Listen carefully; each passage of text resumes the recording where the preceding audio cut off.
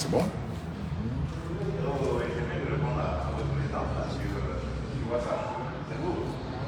Ok. Bonjour Président. Oui, bonjour. Ça va? Très bien. Bon, vous venez de quitter une réunion avec le ministre de l'Environnement territorial Oui. pour parler un peu de la loi électorale et du programme d'élection. Alors, au sortir de cette importante réunion, une première après des mois en tout cas de léthargie, qu'est-ce que vous avez ressenti et quelle analyse faites-vous en tout cas des conclusions de cette réunion? Eh bien, c'était une réunion vraiment réussie. L'initiative était très bonne. Moi, je dis, il faudrait déjà saluer le ministère de l'administration territoriale, le président de la transition pour cette initiative que de réunir tout le monde, la classe politique, longtemps abandonnée sur le parvis par un des leurs. Alors donc, si après un an, quasiment, on a donc le flou, on finit par comprendre qu'il va y faire appel à la classe politique pour qu'ensemble on puisse dégager un chronogramme, aussi travailler sur le mode de scrutin, tous les tralala, c'est une très très bonne chose. Et la classe politique s'est sentie très concernée par les autorités de la transition. C'est une très bonne chose, tout le monde était content et qu'enfin les Maliens soient regroupés, que tout le monde soit là pour effectivement défendre ce pays qui est en proie à beaucoup de vérité. Cet embargo, par exemple, qui est là, qui n'en finit pas. C'est une très bonne chose.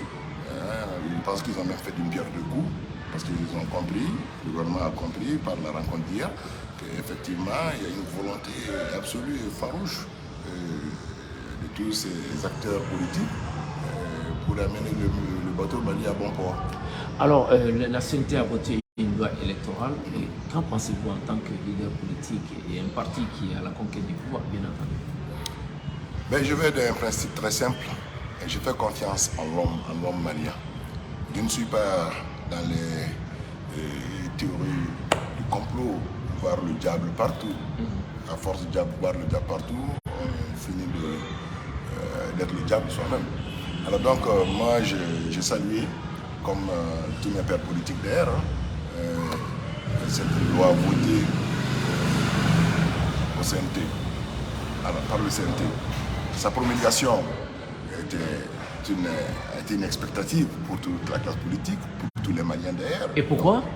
Parce que la première mouture dont on a parlé, on n'a pas eu grand écho, mais c'est à la suite qu'on a compris qu'il y avait un piège énorme qui était là.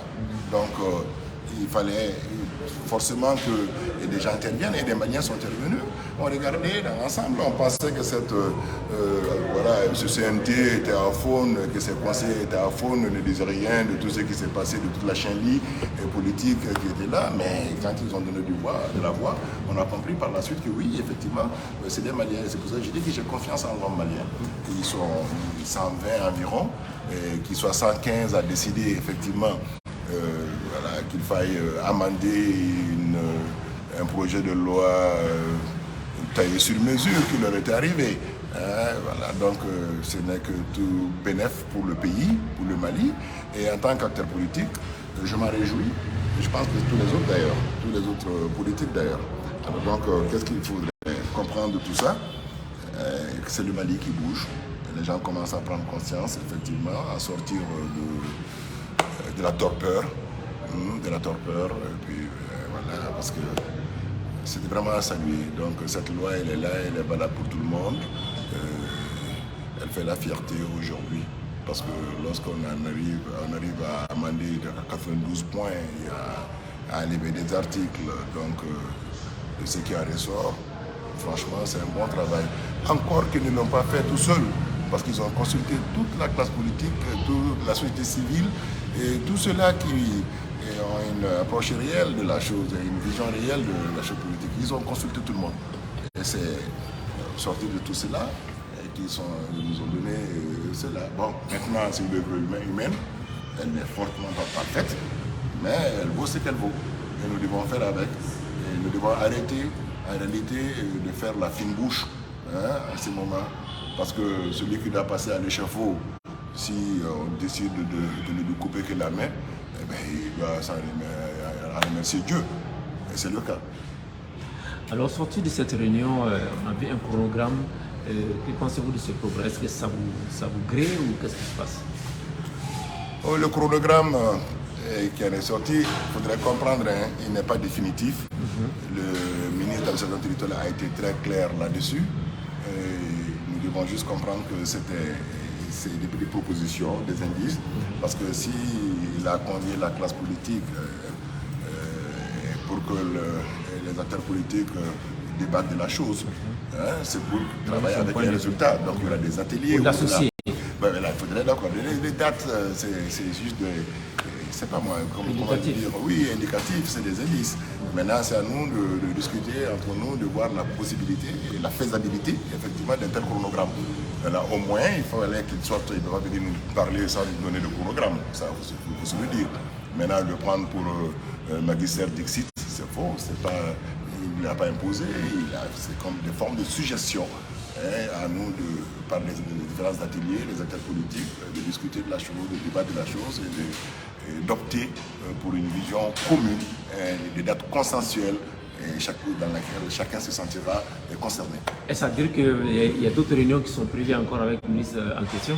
Eh bien oui, nous avions fait beaucoup de réunions avec lui avant la deuxième phase, cette deuxième phase de la transition.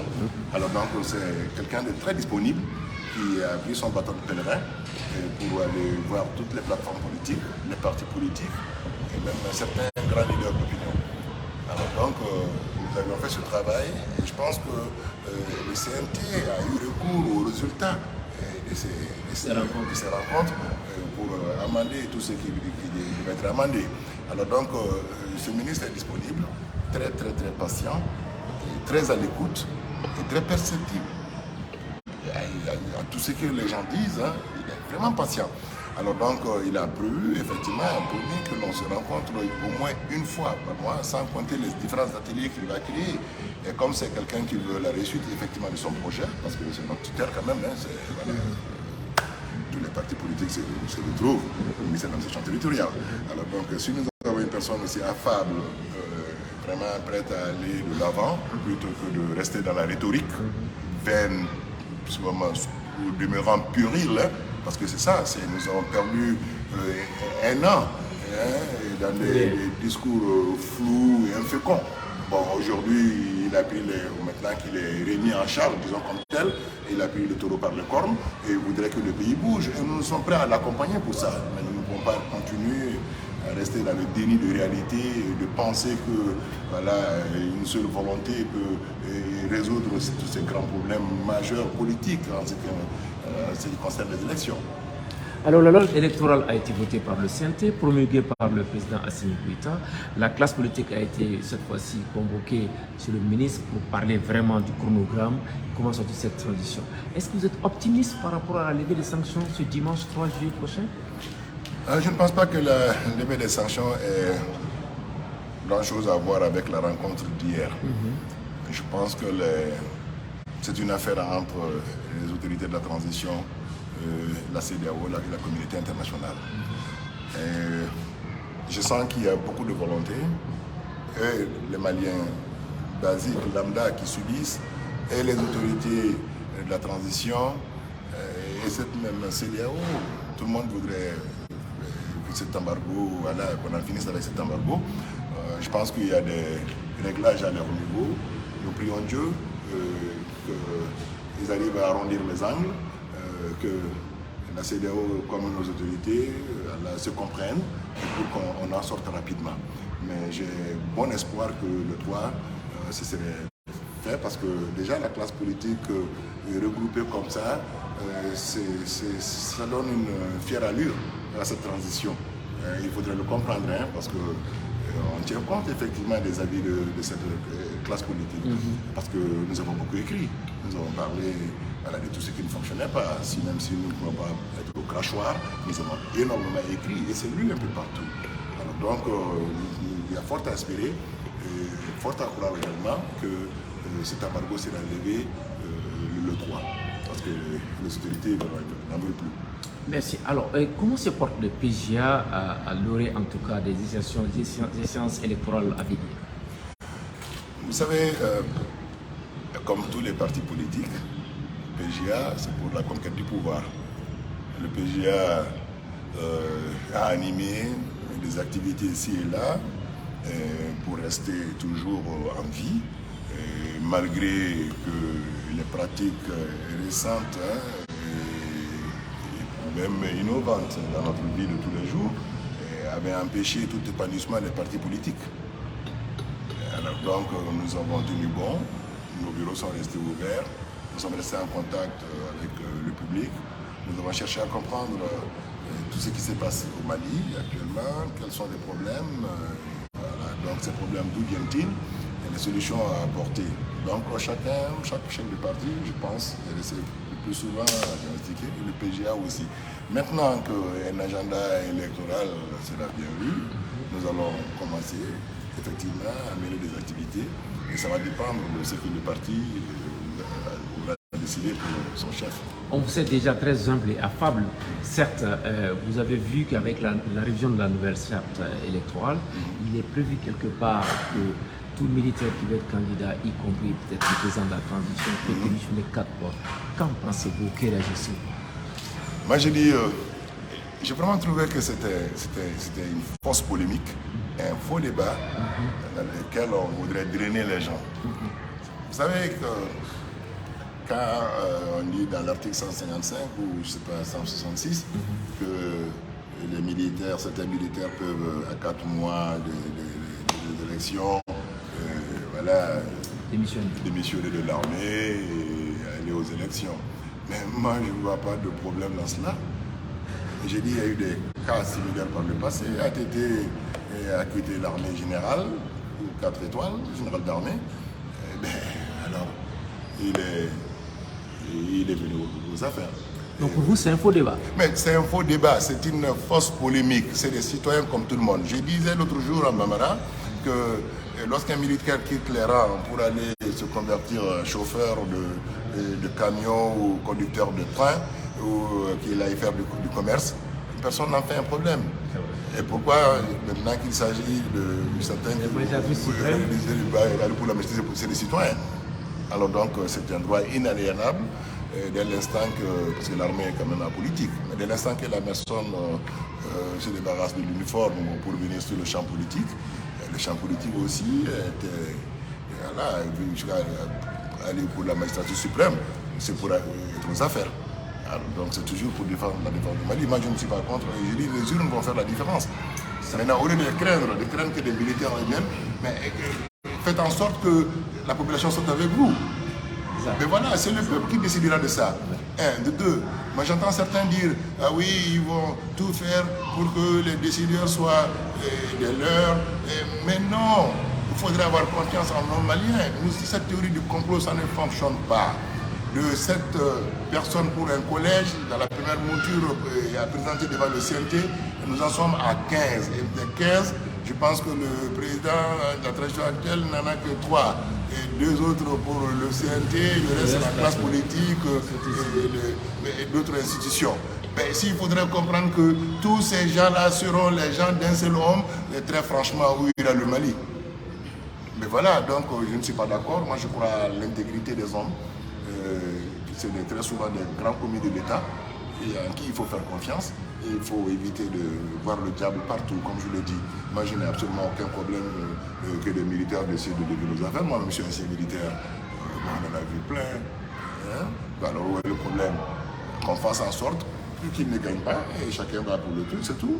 Donc, c'est une occasion pour les partis politiques de prouver effectivement qu'ils traînent du monde derrière eux, face à une candidature militaire. Ben oui.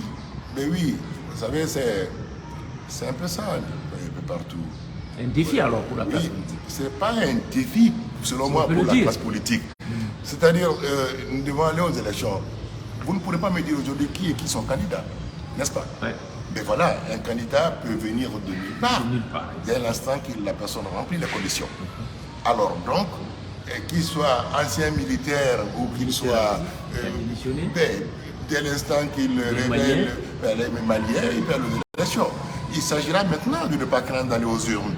Il s'agira de se battre pour gagner. Exactement.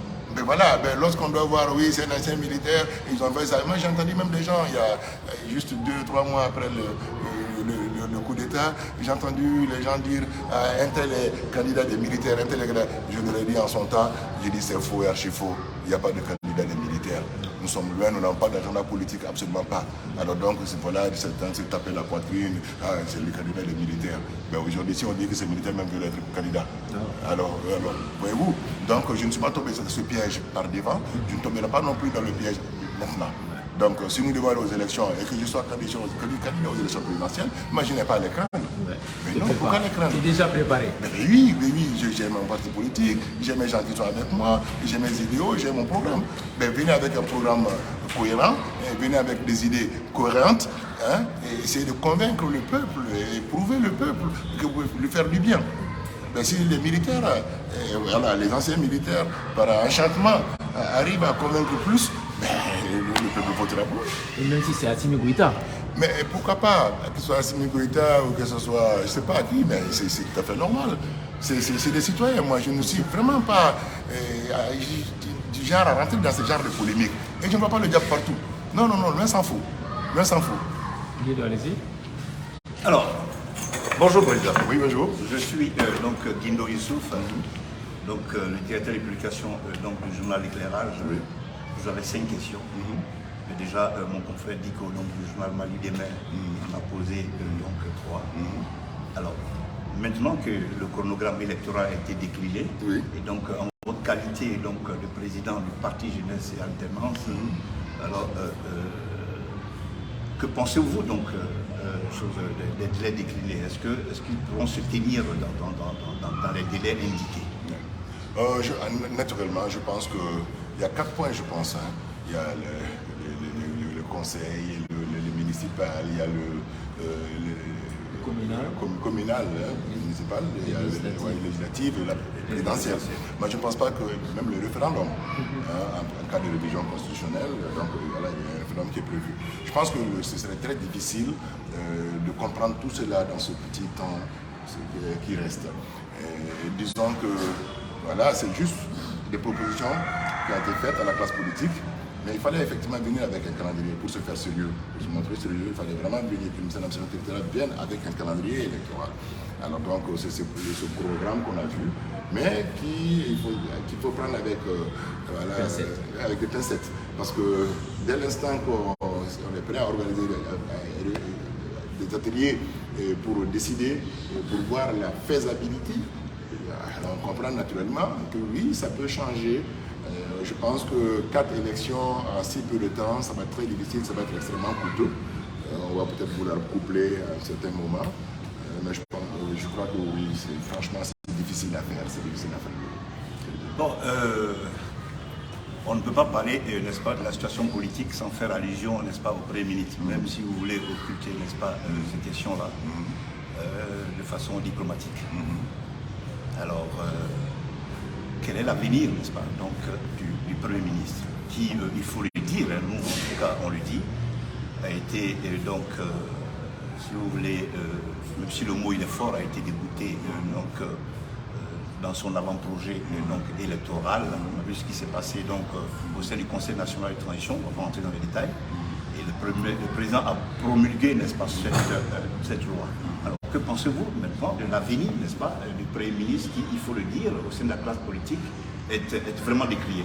C'était même demande sa démission. Quel est votre point de vue là? Bon, moi, son sort, comme nous autres d'ailleurs, c'est dans les mains de Dieu. Moi, je pense seulement que politiquement, vraiment, je crois qu'il y a un malaise. Il faut le dire. Moi, je n'occupe pas la question. Je n'occupe pas du tout la question, parce que je suis politique comme lui. Je suis président des partis politiques. Je pense qu'après une telle défiance, un tel désaveu, bon, c'est pas facile, c'est une question de personne. Moi, voilà comme je vois la chose. Il a été nommé Premier ministre, il n'a pas été élu. Alors donc, s'il pense qu'il peut toujours continuer à travailler et que celui qui l'a nommé pense que oui, il fait les affaires, alors donc nous allons continuer et faire avec. mais je pense qu'il y a un malaise. La classe politique ne se sent pas à l'aise du tout avec le président des partis et qui a abandonné ses acteurs politiques sur le parvis, disons comme tel. Il est un chef de parti qui a fini par proscrire la classe politique. Donc c'est que je n'ai jamais vu. Premier élément. Second élément, après un tel désaveu, il va falloir effectivement mettre en exergue ce qui a été promulgué.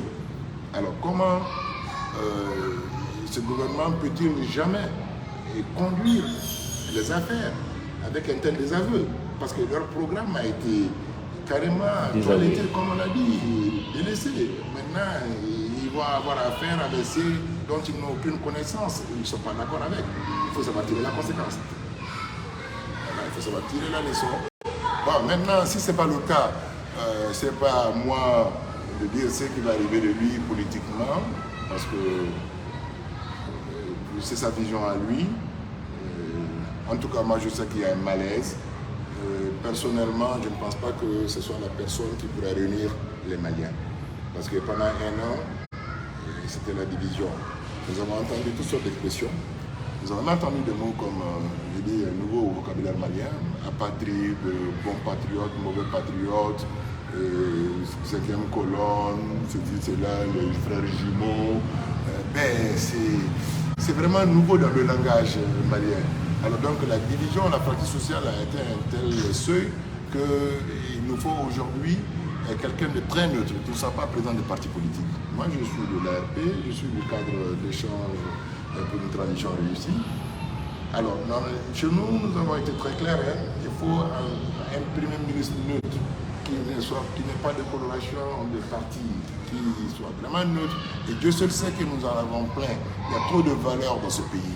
Alors qu'on trouve quelqu'un qui puisse regrouper toutes les sensibilités, et aujourd'hui le Mali n'a besoin que de ça, c'est cette union sacrée autour de ce Mali malade.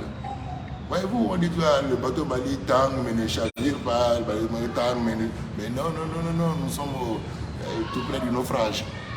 Il est grand temps que l'on songe à nous trouver une personne qui pourra faire le consensus autour d'elle, qui pourra réunir tous les Maliens, et à l'unisson que nous mettons à travailler, à sauver ce qui a sauvé des meubles, franchement.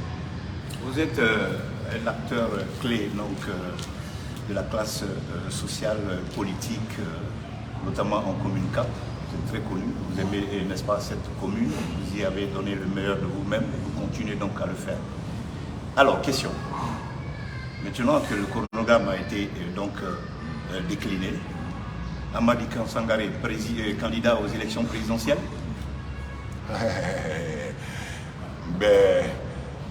Je ne saurais me prononcer comme tel parce que je pense que c'est le recrutement derrière qui pousse toujours l'individu. Lorsqu'on sent qu'on a les garanties et qu'on a un bon programme et qu'on a du monde derrière, on peut se projeter pour ceci, là.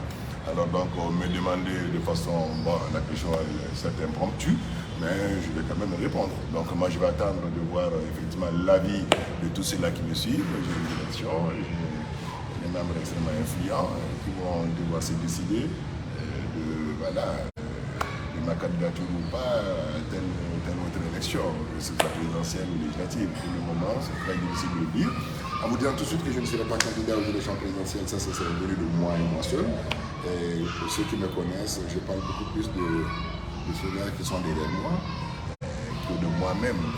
Je ne parle pas de moi-même, donc je ne saurais me prononcer ni pour les législatives, ni pour les présidentielles pour le moment, parce que c'est seulement hier qu'on a eu un semblant de l'agenda que nous devons effectivement améliorer et adopter, et dès l'instant que c'est fait. Donc je donnerai la parole à mes militants qui vont décider ce que le président doit faire ou un autre des partis doit faire. Vous avez un dernier mot, un appel? Mon appel à la population, aux Maliens, de comprendre, d'aller vers un certain réalisme. Nous avons longtemps tergiversé, nous sommes restés dans des rhétoriques, nous sommes restés longtemps à nous taper la poitrine, à vivre dans un certain nombrilisme. comme c'est tout là tourné autour de nous sur le Maliens, je pense qu'il est grand temps aujourd'hui que nous nous donnons la main pour sauver le Mali. C'est le toit commun qui brûle.